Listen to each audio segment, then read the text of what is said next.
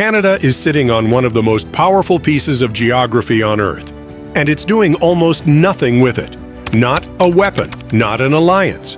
A natural corridor that slices through the heart of the country, drains a fifth of its land, connects some of the richest resource regions in North America, and runs straight to an Arctic coastline that is rapidly becoming a global battleground.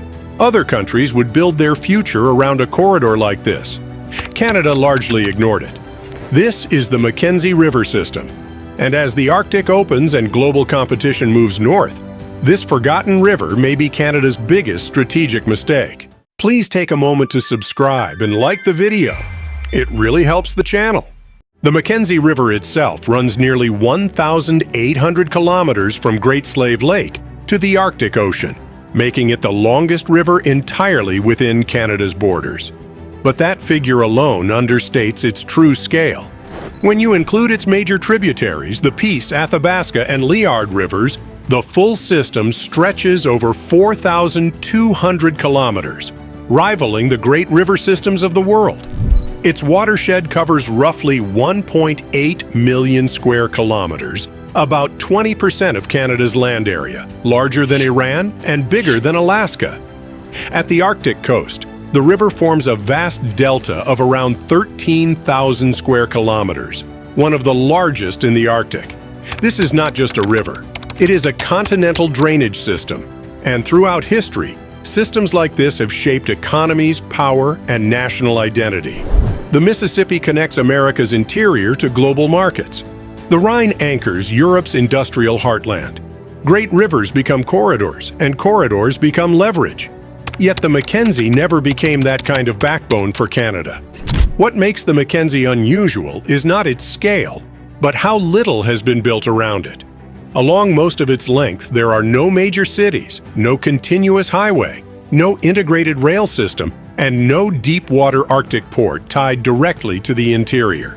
The largest community on the main stem has just a few thousand people. Entire stretches of the river flow through land with almost no permanent infrastructure at all. This wasn't an accident.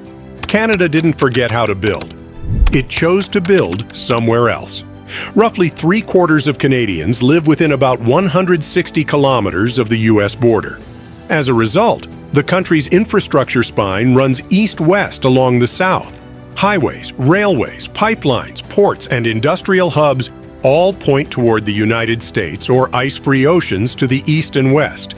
The St. Lawrence Seaway alone represents billions of dollars in deliberate nation-building, engineered to connect the Great Lakes to the Atlantic and global trade.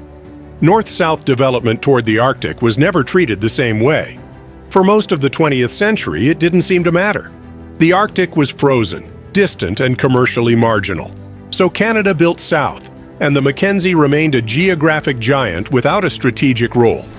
The irony is that the Mackenzie River drains some of Canada's most resource-rich territory. Northern Alberta's oil sands, among the largest hydrocarbon reserves on Earth, sit within its wider basin. The Mackenzie Delta itself holds significant natural gas deposits. Norman Wells, directly on the river, has been producing oil for more than a century. The Northwest Territories also contain major deposits of diamonds, gold, and critical minerals that are increasingly important for advanced manufacturing and energy systems. In most countries, a river that ties together hydrocarbons, minerals, forests, and energy potential becomes the backbone of logistics and industry. But in Canada, those resources have usually moved south, not north. Pipelines run toward U.S. markets. Minerals are trucked or flown out at high cost. The river exists, but the infrastructure to turn it into a strategic export corridor does not. For decades, there was a simple reason. The Mackenzie empties into the Arctic Ocean, and the Arctic was not a useful outlet. For most of modern history, the Arctic Ocean was not a highway. It was a barrier. Sea ice locked the region in place for much of the year, making shipping unreliable and infrastructure risky. From an economic perspective, building a major corridor to a frozen coastline made little sense. Canada's few attempts to change that reality were short-lived and expensive. Wartime projects were abandoned. Pipelines were proposed, studied, delayed, and ultimately shelved. Each time, the same conclusion reappeared. It was cheaper to move resources south than to force development north, so the Mackenzie stayed quiet. Massive, remote, and strategically dormant. That logic is now breaking down. Arctic sea ice has been shrinking dramatically over the past few decades. Summer ice coverage is far lower than it was in the late 20th century, and projections suggest that ice-free or near ice-free summers could become common within a few decades. That shift changes the value of every river that reaches the Arctic Ocean. As the ice retreats, new maritime routes become possible. The Arctic is no longer just an environmental frontier, but a geopolitical one. Russia is investing heavily in Arctic ports, shipping lanes, and military infrastructure. China, despite having no Arctic coastline, has declared itself a near-Arctic state and is pouring money into research vessels and northern resource projects. The United States is re-engaging through Alaska, recognizing that Arctic access now has strategic consequences. In this context, the Mackenzie River stops looking like a northern backwater. It starts looking like something else entirely. Canada's most direct natural connection between its interior and the Western Arctic. Here is where the gap becomes uncomfortable. Canada already has the corridor that others are trying to create. The Mackenzie offers direct access from resource-rich territory to Arctic waters that are growing more navigable.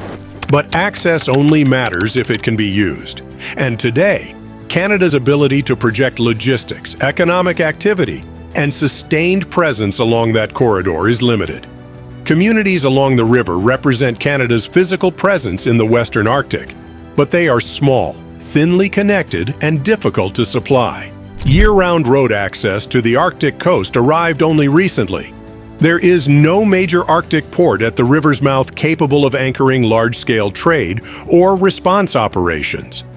Compared to Russia's northern cities or the United States' Arctic military footprint, Canada's infrastructure remains minimal.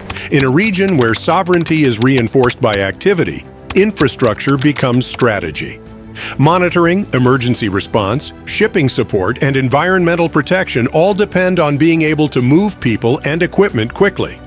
The Mackenzie could be the backbone of that capability. Right now, it is not. Canada's history along the Mackenzie is not one of ignorance, but of hesitation.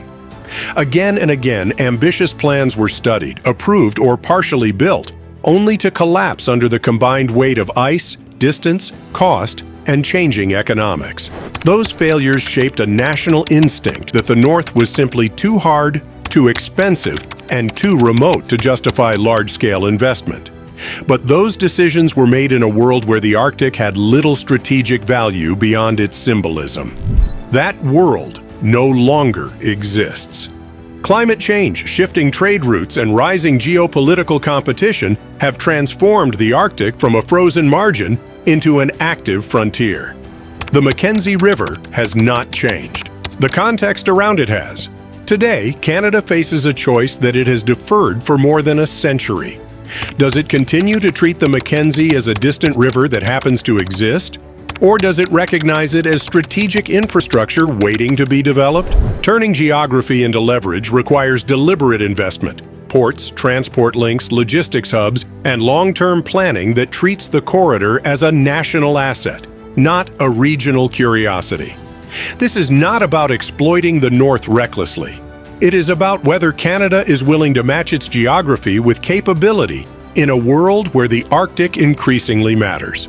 The Mackenzie River drains 20% of the country, connects directly to the Arctic Ocean, and offers a natural route that other powers do not have. Almost nobody talks about it. That silence may be Canada's biggest strategic risk. Because the real question is no longer whether Canada owns an Arctic corridor. It's whether Canada will finally decide to use it. We explore how the world is built. Subscribe to Unthinkable Build for more. And thanks for watching.